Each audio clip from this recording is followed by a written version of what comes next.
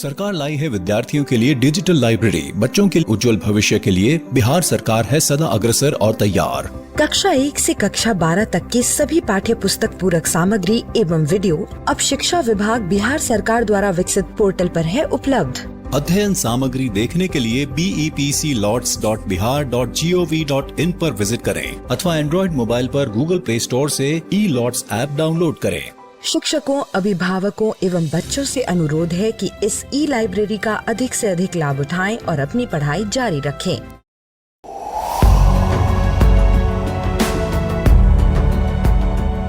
छठी से 10वीं कक्षा के विद्यार्थी ध्यान से सुने। खास आपके लिए हैं इंस्पायर अवार्ड्स मानक। DST और NIF द्वारा हर साल हो रहे इंस्पायर अवार्ड्स मानक के पहले राष्ट्रीय पुरस्कार विजेता हैं।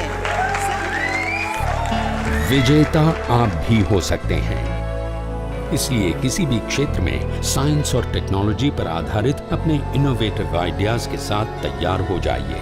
जानते हैं ना, आप में से 1 लाख स्टूडेंट्स को 10-10 हजार रुपए मिलेंगे अपने आइडियाज को प्रोटोटाइप बनाने के लिए।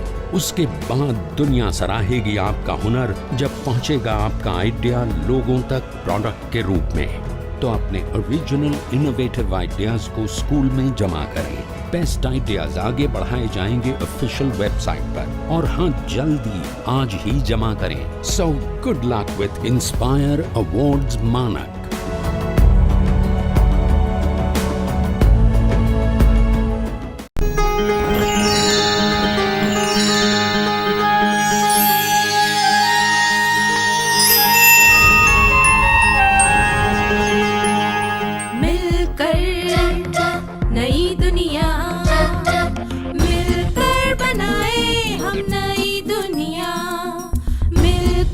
जीत ले हम सारी दुनिया। प्लीज हमें आज बोने दो, रोज उसे थोड़ा बढ़ने दो। छू लेंगे आकाश हम, मन के विचार हकीकत बने। सिद्धि फल से आनंद देंगे, कोशिश कर बढ़े, सोच बुलंद करे।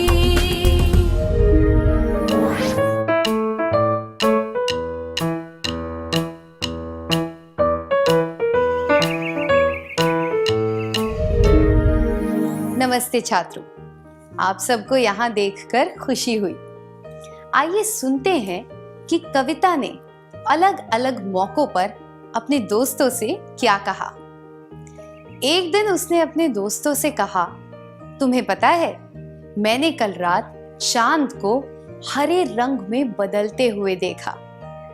किसी और दिन उसने कहा, मेरे मामा के पास एक बिल्ली है जो 3 भाषाओं में बात कर सकती है। अगले दिन उसने कहा, जब मैंने अपने गुलाब के पौधे की एक डाली को काटा तो उसमें से खून निकल रहा था। हाल ही में उसने कहा, मैं जिस बस में जा रही थी उसकी एक और बस से टक्कर हो गई, पर किसी को भी चोट नहीं लगी। ललिता को ये बातें हजम नहीं हो रही थी और उसने कहा, उफ, ये फिर शुरू हो गई। जब कविता ने बसों की टक्कर के बारे में बात की तब किसी को भी आश्चर्य नहीं हुआ। तब किसी को भी आश्चर्य क्यों नहीं हुआ? लोगों को कविता की बातों पर विश्वास क्यों नहीं होता?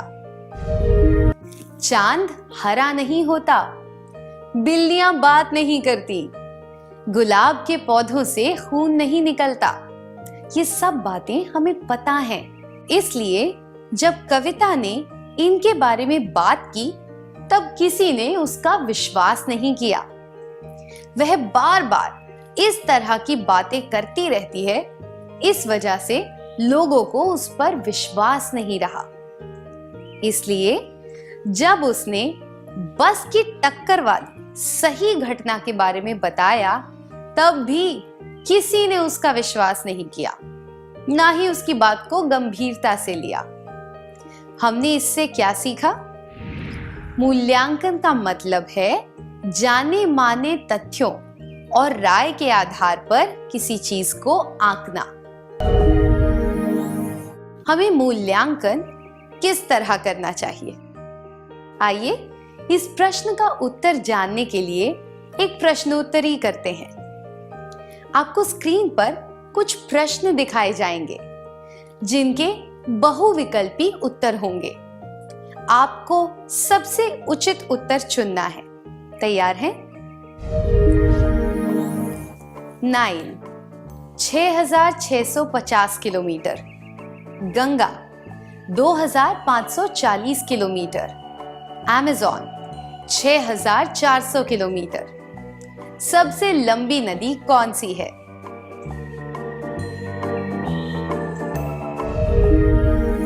वह है नाइल।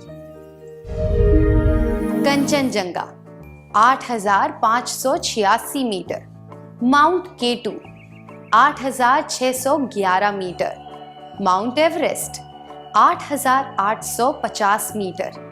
सबसे ऊंचा पर्वत कौन सा है?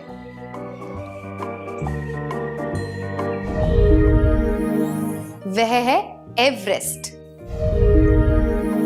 लोहा 1 किलोग्राम, चावल 2 किलोग्राम, रुई 5 किलोग्राम। इनमें से कौन सा पैकेट सबसे हल्का है? वह है लोहा। शर्ट 250 रुपए, रंगों का डिब्बा 50 रुपए, साइकिल 2500 रुपए। सबसे महंगी चीज कौन सी है?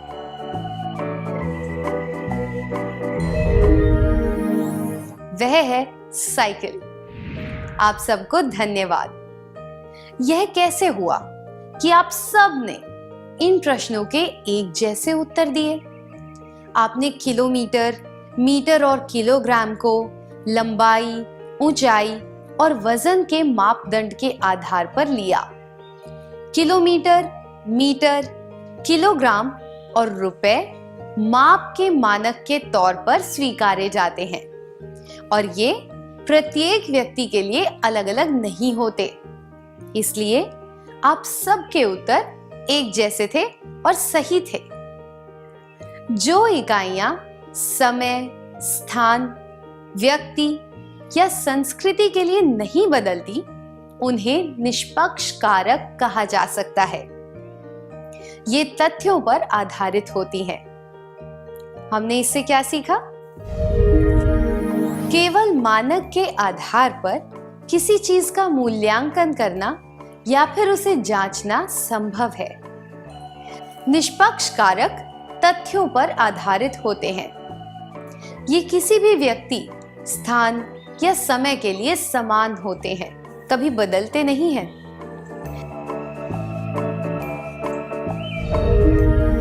क्या ऐसे कोई मानक हो सकते हैं जो व्यक्ति, स्थान या समय के अनुसार बदल जाते हैं? आइए यह जानने के लिए एक और प्रश्नोत्तरी करते हैं। सलवार कमीज, साड़ी, इनमें से कौन से कपड़े ज्यादा आरामदायक हैं?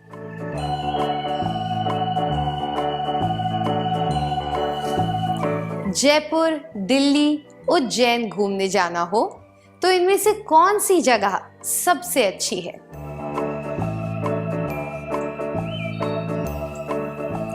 कबड्डी, फुटबॉल, क्रिकेट, इनमें से कौन सा खेल खेलने में सबसे ज्यादा मजा आता है? पहाड़ों के चित्र, चिड़ियों के चित्र, फूलों के चित्र दीवार पर लगाना हो तो इनमें से कौन सा चित्र सबसे अच्छा दिखेगा?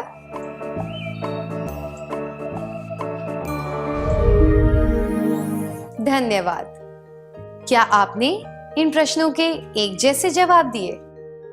आपने इन प्रश्नों के उत्तर अपनी राय, अपनी रुचि, अपनी सुंदरता की परिभाषा इत्यादि के आधार पर दिए। इनमें मीटर, किलोमीटर, रुपए, किलोग्राम जैसी कोई भी निश्चित मानक नहीं थे जिनके आधार पर आराम, रुचि, सुंदरता इत्यादि को मापा जा सके। इसलिए आपके जवाब अलग अलग थे। जो इकाइयां व्यक्ति, स्थान और समय के आधार पर बदलती हैं, उन्हें व्यक्तिपरक कारक कहा जा सकता है। ये व्यक्तिपरक कारक अपनी अपनी पसंद पर आधारित होते हैं। हमें इस बात को ध्यान में रखना चाहिए कि किसी की भी राय सही या गलत नहीं है, क्योंकि यह राय व्यक्तिगत पसंद और रुचि पर आधारित है। अपने दृष्टिकोण से हर किसी की राय और पसंद सही होती है। जिस तरह हमने फिल्म का मूल्यांकन करने के लिए कुछ मापदंड बनाए, उसी तरह हमें व्यक्तिपरक कारकों का मूल्यांकन करने के लिए अपने कुछ मानक बनाने चाहिए। अब एक और क्रियाकलाप करेंगे। आने वाले त्योहार के लिए आप कुछ खरीदारी करना चाहते हैं। आपके घर से आधा किलोमीटर दूर एक दुकान है जिसके अच्छे कपड़े हैं, पर चुनने के लिए ज्यादा डिजाइन नहीं है और उसके दाम भी बहुत ज्यादा हैं। उस दुकान पर कभी भी भीड़ नहीं होती। आपके घर से करीब 3 किलोमीटर पर 2 और दुकानें हैं जहां कई तरह के कपड़े मिलते हैं। उसके दाम ज्यादा नहीं है, पर वहां हमेशा भीड़ होती है। आप कपड़े खरीदने के लिए कहां जाएंगे? क्या आप इसके बारे में अपने करीबी मित्रों को बताना चाहेंगे? दुकान चुनने के मापदंड: दुकान 1, दुकान 2, दूरी आधा किलोमीटर, 3 किलोमीटर, कपड़ों के प्रकार कम, बहुत सारे, कपड़ों के दाम ज्यादा, कम, गुणवत्ता बहुत अच्छी, ठीक ठाक, खरीदारी करने में आसानी, बहुत आसान, कठिन।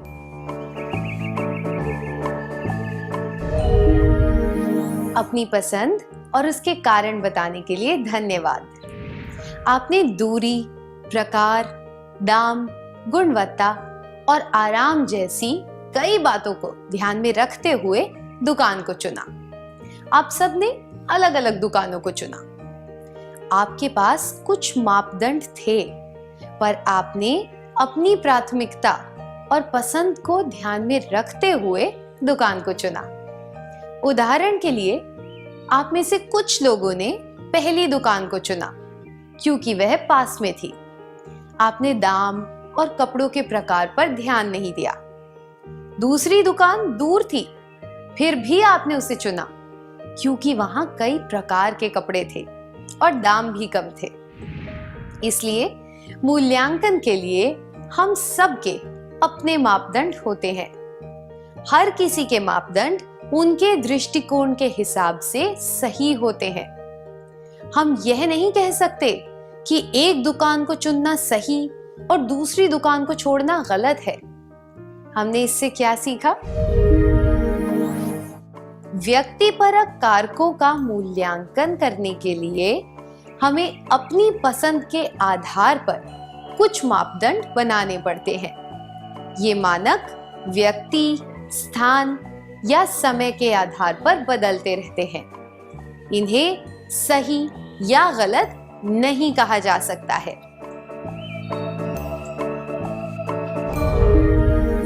हम में जो गुण हैं या जो गुण होने चाहिए, हम उनका मूल्यांकन किस तरह कर सकते हैं?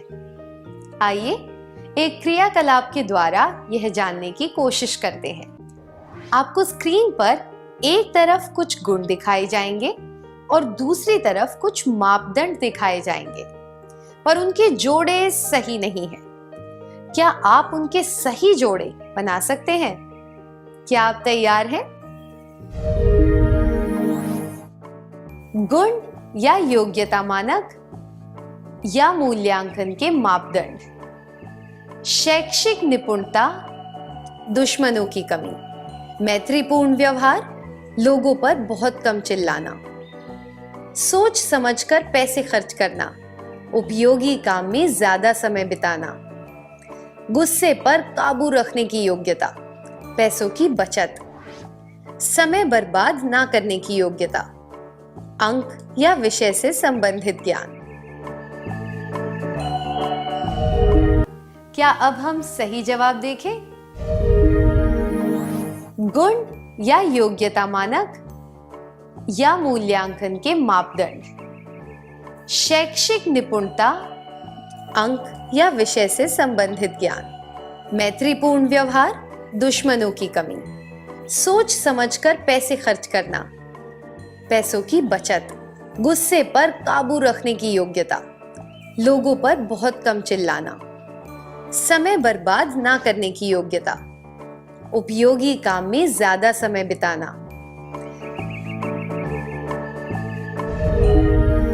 हमने इससे क्या सीखा? जो गुण हम में है या फिर हम जो गुण पाना चाहते हैं, उनका मूल्यांकन करने के लिए हमारे पास उचित मानक और मापदंड होने चाहिए। हमें मूल्यांकन क्यों करना चाहिए?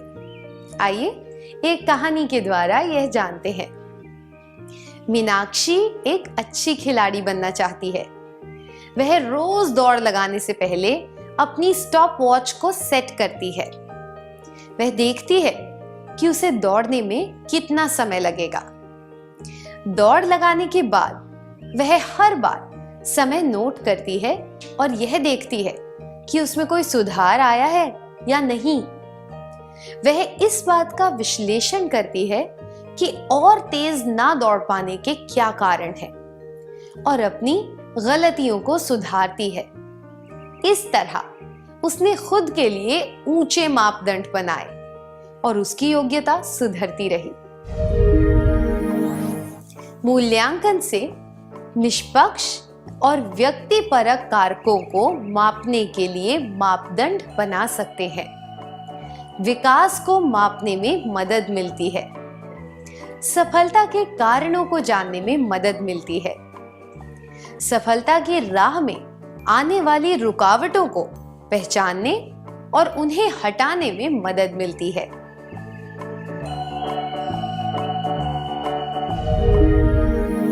आत्म सुधार में मूल्यांकन से कैसे मदद मिलती है?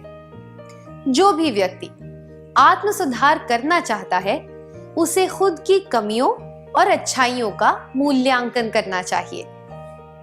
उसे अच्छे गुणों को सुधारना चाहिए और अपनी कमियों को गुणों में बदलने की कोशिश करनी चाहिए। अब आपको स्क्रीन पर एक तरफ कुछ कथन दिखाए जाएंगे, दूसरी तरफ अलग अलग खंडों में कुछ शब्द या वाक्यांश लिखे होंगे। हमेशा, अक्सर, कभी कभी और कभी नहीं। मैं चाहती हूं कि आप प्रत्येक कथन को पढ़कर अपने व्यवहार के आधार पर उचित खंड में निशान लगाएं। ऐसी कुछ चीजें होती हैं जो हम हमेशा करते हैं और कुछ चीजें हम कभी नहीं करते हैं। इसके आधार पर आपको उचित खंड में निशान लगाने हैं। हम इसके बारे में किसी को भी नहीं बताएंगे, इसलिए कृपया पूरी ईमानदारी और सच्चाई से जवाब दें। कथन: हमेशा, अक्सर, कभी कभी, कभी नहीं। पहला, मैं कड़ी मेहनत करता या करती हूं। दूसरा, मैं दृढ़ता दर्शाता या दर्शाती हूं। तीसरा, मैं सोच समझकर अपने समय का उपयोग करता या करती हूं। चौथा, मैं रिश्तों का आदर करता या करती हूं। पांचवा, मैं सोच समझकर पैसे खर्च करता या करती हूं। छठा, मैं अपनी आदतों पर बहुत ध्यान देता या देती हूं। सातवां, मेरे कई शौक हैं।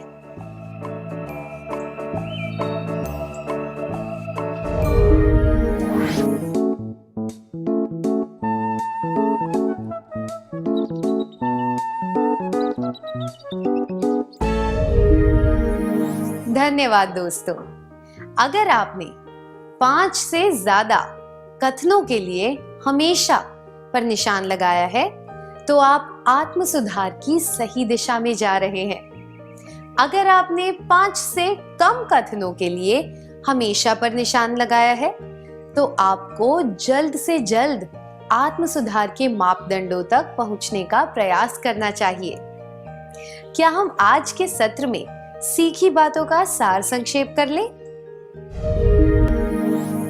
मूल्यांकन का मतलब है जाने माने तथ्यों और राय के आधार पर किसी चीज को आंकना। केवल मानक के आधार पर किसी चीज का मूल्यांकन करना या फिर उसे जांचना संभव है। निष्पक्ष कारक तथ्यों पर आधारित होते हैं। ये किसी भी व्यक्ति, स्थान या समय के लिए समान होते हैं, कभी बदलते नहीं हैं। व्यक्तिपरक कारकों का मूल्यांकन करने के लिए हमें अपनी पसंद के आधार पर कुछ मापदंड बनाने पड़ते हैं। ये मानक व्यक्ति, स्थान या समय के आधार पर बदलते रहते हैं। इन्हें सही या गलत नहीं कहा जा सकता है। मूल्यांकन से निष्पक्ष और व्यक्तिपरक कारकों को मापने के लिए मापदंड बना सकते हैं। विकास को मापने में मदद मिलती है। सफलता के कारणों को जानने में मदद मिलती है। सफलता की राह में आने वाले रुकावटों को पहचानने और उन्हें हटाने में मदद मिलती है।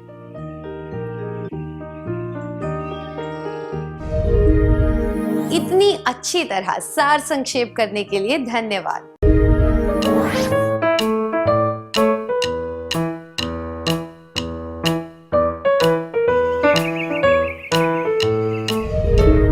क्या हम एक वीडियो देखें जिसमें भारत के विभिन्न क्षेत्र दिखाए गए हैं? सुर मेरा तुम्हारा,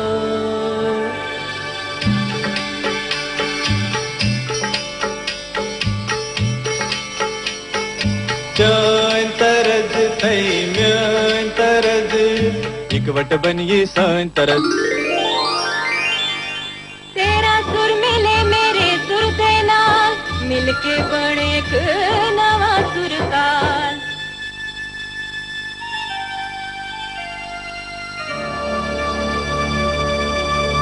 मिले सुर मेरा तुम्हारा, तो सुर बने हमारा। हमने इससे क्या सीखा? हमने देखा कि समान कड़ी के द्वारा किस तरह भिन्न संस्कृतियां एक साथ जुड़ गईं। पहले उदाहरण में हमने गीतों के आधार पर कुछ चीजों को जोड़ा और दूसरे उदाहरण में भारत की विभिन्न संस्कृतियों को जुड़ते हुए देखा। दूसरे शब्दों में कहें तो संश्लेषण का अर्थ है अलग अलग तत्वों को मिलाकर एक नई चीज बनाना। मैं दोहराती हूं, संश्लेषण का अर्थ है अलग अलग तत्वों को मिलाकर एक नई चीज बनाना।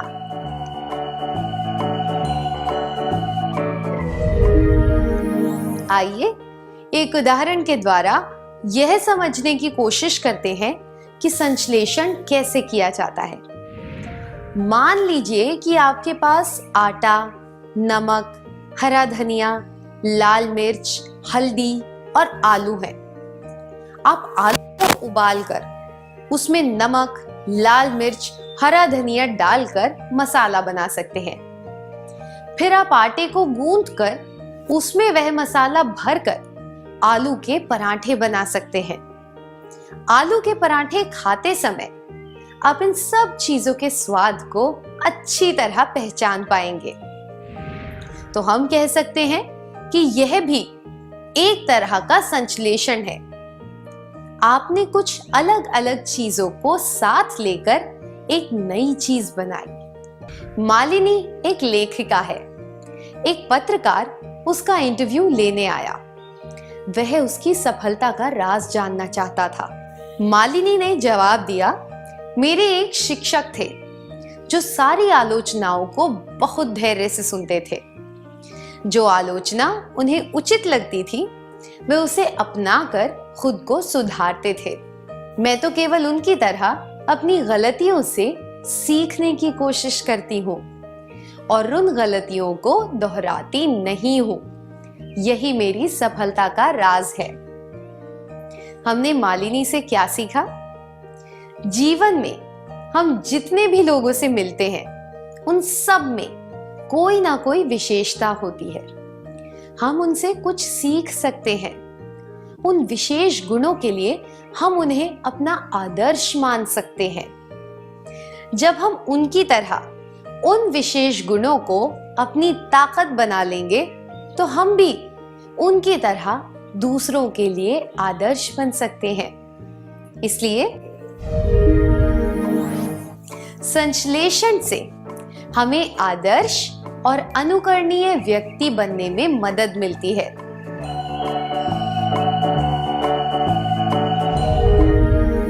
लेखिका मालिनी के शिक्षक उसके आदर्श थे। उसने उनसे सीखा कि आलोचना का सामना करके खुद में सुधार कैसे लाया जा सकता है। अब एक क्रियाकलाप करेंगे। आप ऐसे किसी व्यक्ति को तो जानते होंगे जिसे आसानी से गुस्सा नहीं आता, जो बहुत विनम्रता से बात करता है, जो सोच समझकर पैसे खर्च करता है, जो हमेशा खुश रहता है। आपने ऐसे ही कुछ लोगों के बारे में बताया। ये कुछ गुण हैं जो कई लोगों में होते हैं और कुछ लोग विशेषज्ञ होते हैं। उदाहरण के लिए, कई लोग बहुत मजाकिया होते हैं, पर ऐसे बहुत कम लोग होते हैं जो दूसरों को ठेस पहुंचाए बिना हंसी मजाक कर पाते हैं। एक क्रियाकलाप के द्वारा हम कुछ लोगों की ऐसी ही विशेष योग्यताएं पहचानने की कोशिश करेंगे। आपको स्क्रीन पर कुछ विशेष योग्यताएं दिखाई जाएंगी। आपको ऐसे लोगों को पहचानना है जो उस योग्यता के सबसे उचित उदाहरण रूप हो सकते हैं। ठीक है? योग्यता, उचित उदाहरण या आदर्श व्यक्ति। कठिन परिश्रम, दृढ़ता, अच्छी तरह समय का सदुपयोग करना, रिश्तों का आदर करना, सोच समझकर पैसे खर्च करना, अच्छी आदतें होना, अच्छे शौक होना।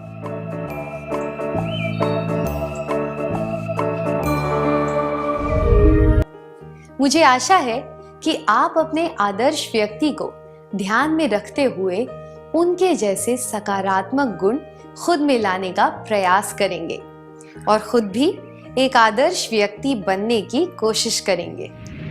क्या आपको कभी प्रवासी पक्षियों को देखकर यह ख्याल आया है कि वे किस तरह महासागर और ऊंचे पहाड़ पार करके दुनिया के एक कोने से दूसरे कोने तक जाते हैं? ये पक्षी अथक प्रयास और निष्ठा के सबसे उत्कृष्ट उदाहरण हैं।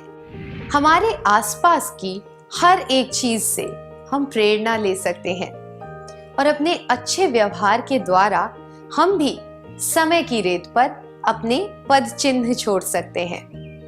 यह हासिल करने के लिए हमें समीक्षात्मक रूप से अपनी ताकत और कमियों के बारे में जागरूक होना चाहिए। हमें अपनी ताकत को बढ़ाते हुए अपनी कमियों को दूर करना चाहिए। क्या अब हम सत्र का सार संक्षेप कर लें? संश्लेषण का अर्थ है अलग अलग तत्वों को मिलाकर एक नई चीज बनाना। संश्लेषण से हमें आदर्श और अनुकरणीय व्यक्ति बनने में मदद मिलती है। इतनी अच्छी तरह सार संक्षेप करने के लिए धन्यवाद।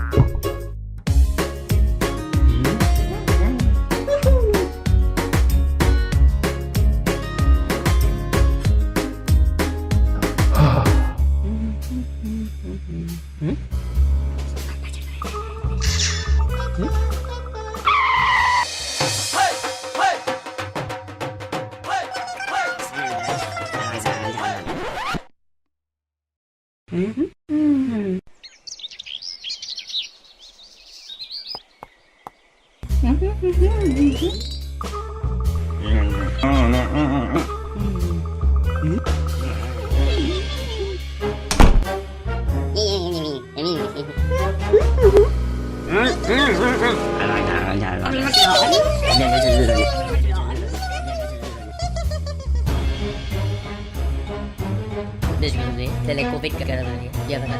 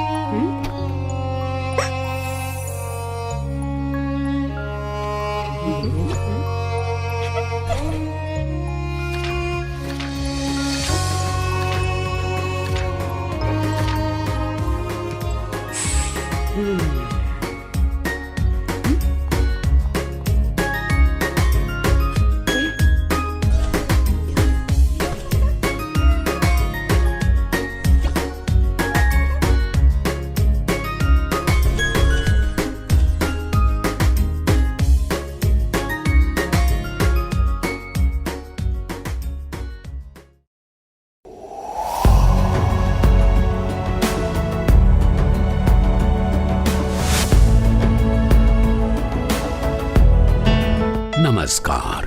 आप शिक्षकों द्वारा दी गई अच्छी शिक्षा से आज लाखों विद्यार्थी इनोवेशंस कर रहे हैं। उन सभी को इंस्पायर अवार्ड्स मानक में हिस्सा लेने प्रोत्साहित कीजिए। करना है इतना कि आपके विद्यालय के 6ठी से 10वीं कक्षा के छात्र और छात्राएं साइंस और टेक्नोलॉजी पर आधारित अपने इनोवेटिव आइडियाज आपके पास जमा करें ताकि वो DST और NIF द्वारा आयोजित इंस्पायर अवार्ड्स मानक प्रतियोगिता में हिस्सा ले सकें। 1 लाख छात्रों को 10-10 हजार रुपए मिलेंगे अपने आइडियाज को प्रोटोटाइप्स बनाने के लिए।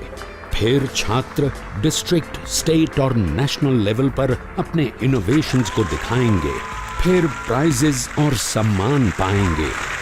तो आज ही अपने स्टूडेंट्स को हिस्सा दिलवाएं इंस्पायर अवार्ड्स मानक में।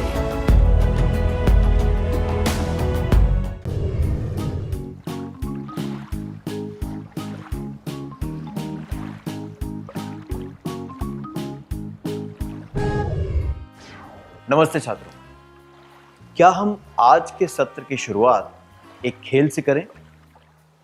इस खेल का नाम है वर्जित शब्द न बोलें। मैं चाहता हूं कि एक छात्र स्वेच्छा से आगे आ जाए। उसे एक कागज के टुकड़े पर किसी वस्तु या जानवर का नाम लिखकर दिया जाएगा। इसके अलावा 5 वर्जित शब्द भी दिए जाएंगे जिनका प्रयोग हम इस खेल में नहीं कर सकते। उस छात्र को दिए गए विषय पर 5 वाक्य बोलने हैं, पर वो उन वर्जित शब्दों का प्रयोग नहीं कर सकता और उस वस्तु या जानवर का नाम भी नहीं ले सकता। छात्र जो भी वाक्य बोलेगा उसके आधार पर कक्षा को वो वस्तु या जानवर पहचानना है। क्या आप समझ गए? उदाहरण के लिए, अगर विषय है कुत्ता और वर्जित शब्द हैं भौंकना, वफादारी, सूंघना, पूंछ, रखवाली, तो उस छात्र को इन 6 शब्दों में से किसी भी शब्द का प्रयोग नहीं करना है। याद रखिए, आपको इन वर्जित शब्दों का अन्य रूप में भी प्रयोग नहीं करना है, जैसे कि भौंक, वफादार, रखवाला। ठीक है? क्या अब हम खेल शुरू करें?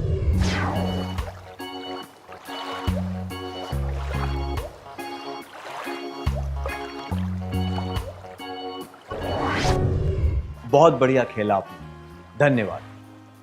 हमने इससे क्या सीखा? प्रत्येक वस्तु या जानवर के साथ कुछ विशिष्ट शब्द जुड़े होते हैं। जब नियमों के अनुसार आपको कुछ शब्दों का प्रयोग करना वर्जित होता है, तो आप अपनी रचनात्मकता का प्रयोग करते हुए नए शब्द ढूंढते हैं।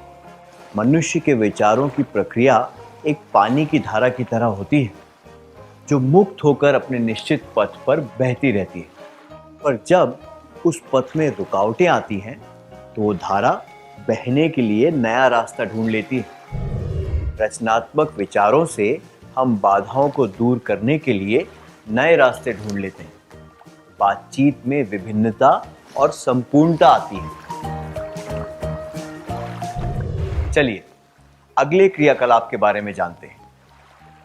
चुटकुले बनाकर सुनाने के लिए भी रचनात्मक सोच चाहिए।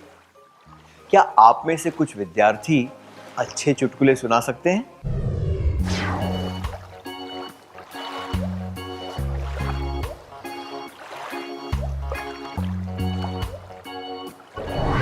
धन्यवाद। हमने इससे क्या सीखा? समय बिताने का एक मजेदार तरीका है रचनात्मकता से विचार करना। इससे सबका मनोरंजन भी होता है। आइए अपनी रचनात्मकता का प्रयोग करने का एक और तरीका ढूंढते हैं। इसे कहते हैं उलट पद्धति। इसमें उन बातों की सूची बनानी है जो किसी लक्ष्य को प्राप्त करने के लिए नहीं करनी चाहिए। फिर उस सूची में लिखी गई बातों का ठीक उल्टा करना चाहिए। उदाहरण के लिए, अगर मुझे अच्छे अंक चाहिए तो मुझे उन बातों की सूची बनानी है जिनसे मुझे अच्छे अंक नहीं मिलेंगे, और फिर वे बातें नहीं करनी चाहिए।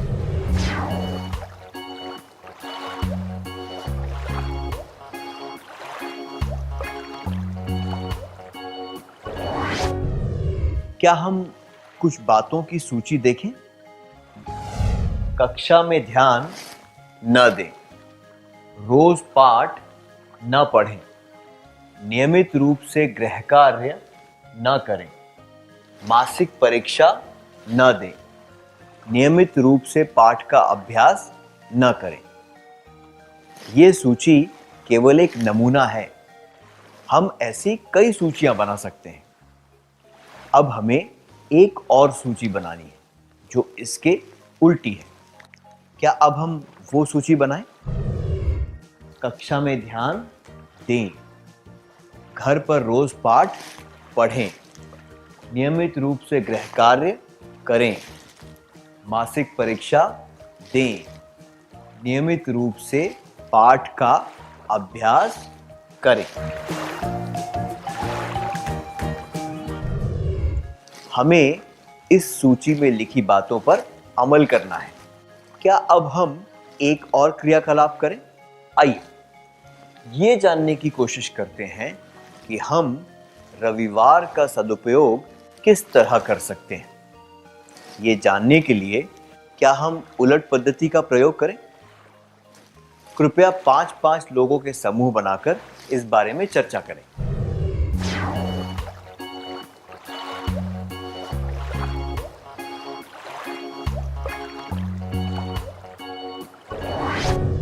बहुत अच्छा प्रयास था।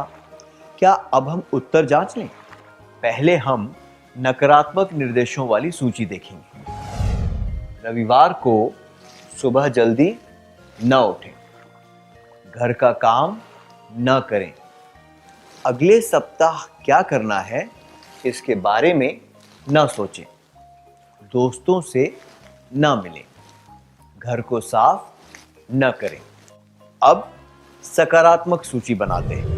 रविवार को सुबह जल्दी उठें, घर का काम करें, अगले सप्ताह क्या करना है इसके बारे में सोचें, दोस्तों से मिलें और घर को साफ करें। उलट पद्धति का प्रयोग हम केवल रोजमर्रा के कामों के लिए नहीं, बल्कि कुछ और प्रश्नों के उत्तर जानने के लिए भी कर सकते हैं। जैसे कि मैं एक अच्छा बेटा, बेटी, बहन, भाई कैसे बन सकता या बन सकती हूँ, स्वस्थ रहने के लिए मैं क्या कर सकती हूँ या कर सकता हूँ, दूसरों का आदर पाने के लिए मैं क्या कर सकती हूँ या कर सकता हूँ, इत्यादि। जब आपके पास खाली समय होगा तब क्या आप इन प्रश्नों के सही उत्तर ढूंढेंगे? पर किसी काम को करने के लिए हम पहले ही सकारात्मक तरीके क्यों नहीं अपना सकते? हमें उलट पद्धति का प्रयोग करने की क्या आवश्यकता है? जब हम पहले से सकारात्मक तरीकों के बारे में सोचते हैं तब हमें उन पर अमल करने के बारे में सोचकर तनाव होने लगता है। पर जब हम उल्टे तरीके से सोचते हैं तब ये एक मजेदार क्रियाकलाप हो जाता है और हमारा तनाव कम हो जाता है। नए तरीकों को हम जल्दी अपनाते हैं और मजा भी आता है। रचनात्मक सोच मजेदार हो सकती है और इससे तनाव दूर किया जा सकता है। अगली पद्धति को हम विचारों की गुल्लक कह सकते हैं। जब आप छोटे थे तब आपको जेब खर्च मिलता था तो आप क्या करते थे? आप अपनी पसंद की चीजें खरीदने के लिए उसे खर्च करते थे और बाकी के पैसे अपनी गुल्लक में डाल देते थे, है ना? इसी तरह क्या हम विचारों को भी एक गुल्लक में डाल सकते हैं? हाँ, ये मुमकिन है। इस चित्र को देखिए। ये सब चीजें ऐसी चीजों से बनी हैं जिन्हें हम कूड़ा समझकर फेंक देते हैं। क्या आप पहचान सकते हैं ये किन चीजों से बने हैं?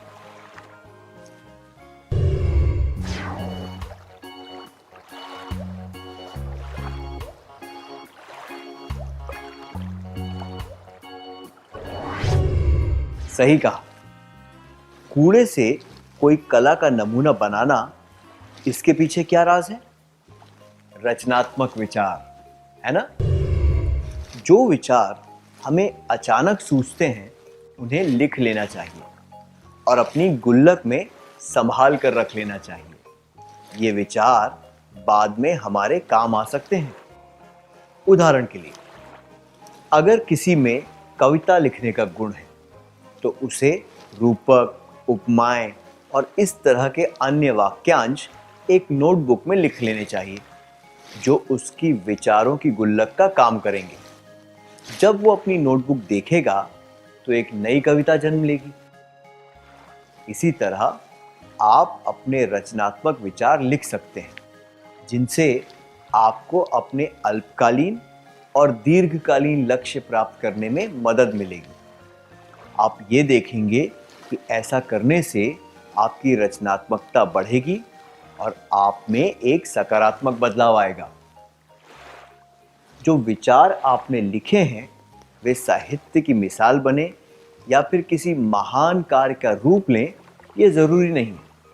ये सरल विचार हो सकते हैं जिनसे आपको पढ़ाई से संबंधित कुछ बातें याद रखने में मिले या फिर रोजमर्रा के लक्ष्य प्राप्त करने में आसानी हो।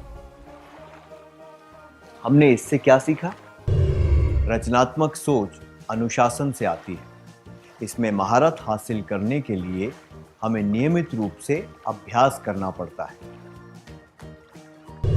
क्या अब हम इस सत्र का सार संक्षेप कर लें?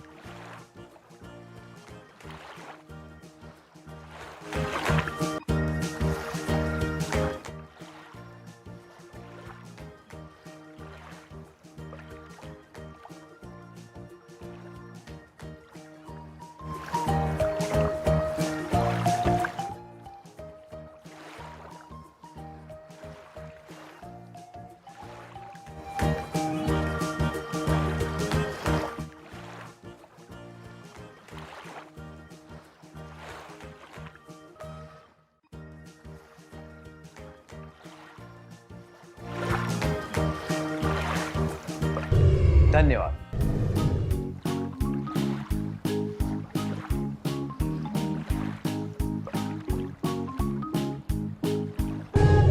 नमस्ते छात्रों, कैसे हैं आप?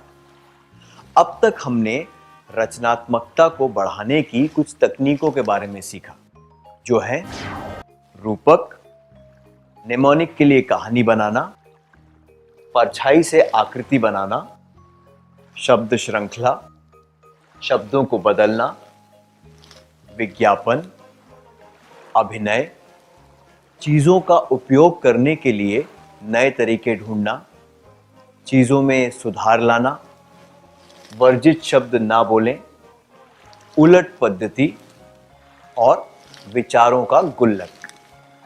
आइए अब अगली तकनीक के बारे में जानते हैं।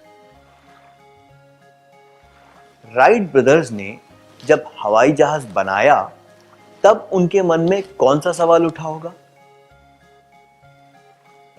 अगर लोग उड़ पाते तो कैसा होता, है ना? अलेक्जेंडर ग्राहम बेल ने सोचा होगा, एक दूसरे से बहुत दूर होने के बावजूद लोग बातें कर पाते तो कैसा होता। अब एक क्रियाकलाप करेंगे। ये सब चीजें इसलिए बनी क्योंकि किसी ने यह सवाल पूछा कि ऐसा होता तो कैसा होता। अब आपको वे सवाल पहचानने हैं जो इन चीजों को बनाने से पहले सोचे गए होंगे या मन में उठे होंगे। ठीक है?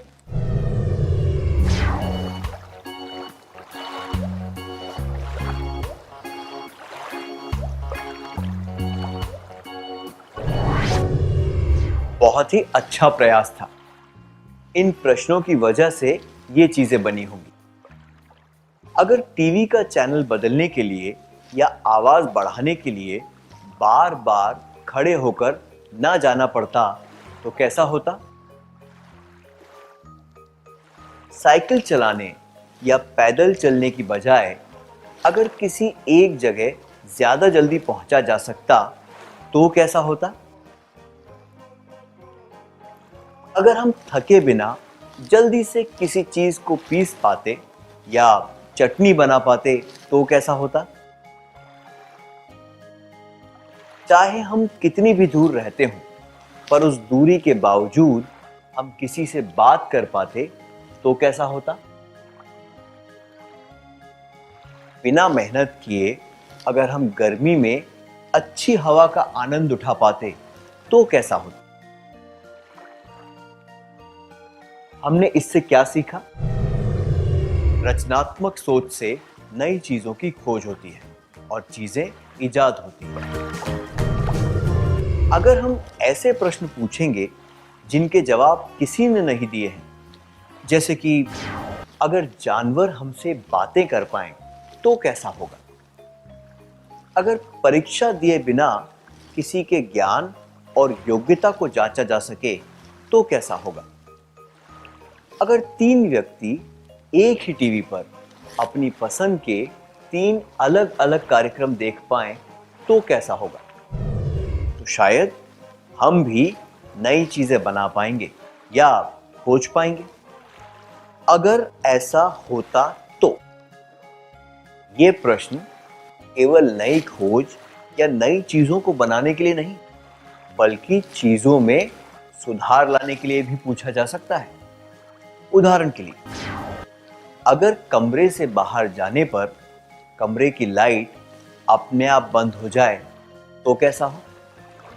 या फिर अगली बार बाल्टी भर जाने पर पानी का नल अपने आप बंद हो जाए तो कैसा हो? इस तरह के प्रश्नों का प्रयोग रोजमर्रा की समस्याओं को हल करने के लिए भी किया जा सकता है। उदाहरण के लिए, इन परिस्थितियों और प्रश्नों पर ध्यान दीजिए। एक सवाल हल करने में मुझे 5 मिनट लगते हैं।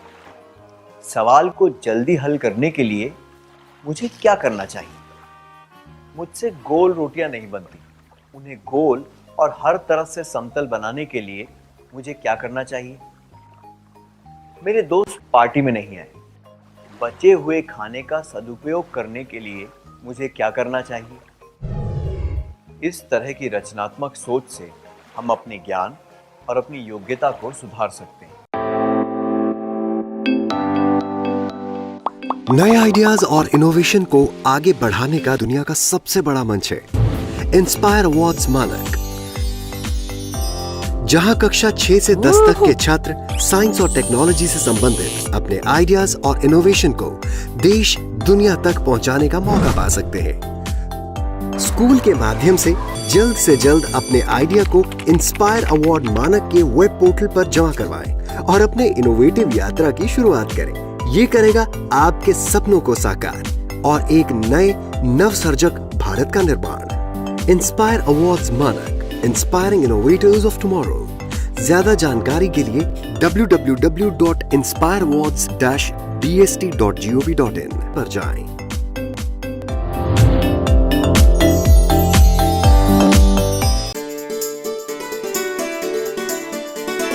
डर से नहीं तैयारी से आगे कदम बढ़ाना है। रुकी जिंदगी में चहल पहल वापस फिर से लाना है। धोकर हाथ पहन कर मास्क सुरक्षित जीवन चलाना है। सुरक्षित जीवन चलाना है। डर कर नहीं तैयारी से आगे कदम बढ़ाना है।